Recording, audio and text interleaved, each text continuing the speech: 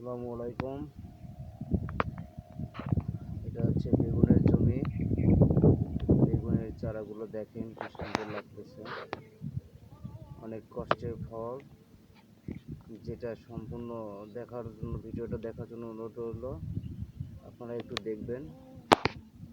এখন আমি দেখাবো আপনাদেরকে এই বেগুন গাছের এই ডগায় পোকা ধরেছে। এই পোকাটা আসলে কোথায় ধরছে, কী জন্য ধরলো, কীভাবে ধরছে, সেটা একটু ভালো করে দেখবেন, একটু বুঝবেন, আপনাদের কাজে আসবে। যে এইখানে যে ডালটা দেখতেছেন, এই ডালটা, এই গাছের ডগাটা হচ্ছে আপনার, এই ডগার মাঝখানে পোকা ধরেছে। এই পোকাটা কিন্তু ডালের মাঝখানে ধরেছে, আপনারা দেখতে পাচ্ছেন। আমি এখন এই ডালটা ভেঙে দেব।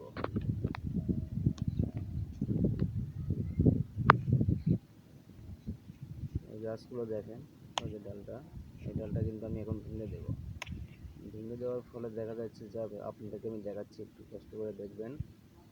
এই যে দেখেন, এখানে হচ্ছে আপনার কিছু একটা পোকার ছিদ্র দেওয়া আছে। এই পোকাটা খুব ক্ষতিকর। এই পোকাটার নিয়মিত ওষুধ দিতে হবে, নইলে যে ওইরকম নষ্ট করে ফেলে দেবে ফসল। এত সুন্দর ফসল, এত সুন্দর বেগুন গাছ, বেগুনের ফুল, ফল, সব কিছু আসতেছে। এই অবস্থা যদি এরকম হয়, তাহলে কৃষকের কি অবস্থা। এইদিকে দেখেন গাছগুলো কি সুন্দর। এই যে এই গাছটার দিকে ভালো করে লক্ষ্য রাখেন।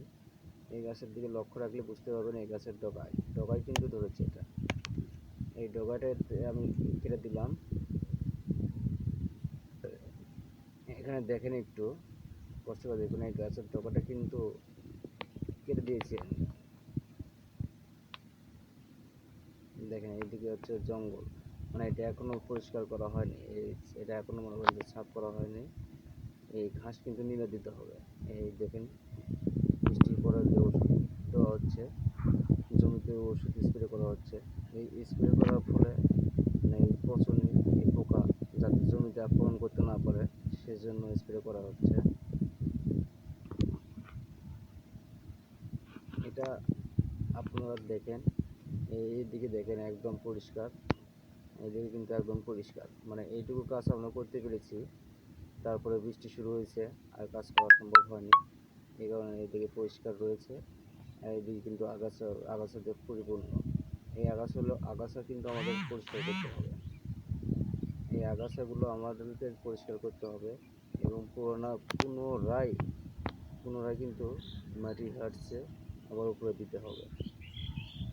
এই দেখেন এই গাছগুলো কি সুন্দর রয়েছে। আমি আপনাদেরকে আরেকটা জিনিস দেখাবো, সেটা অবশ্যই দেখবেন মন দিয়ে।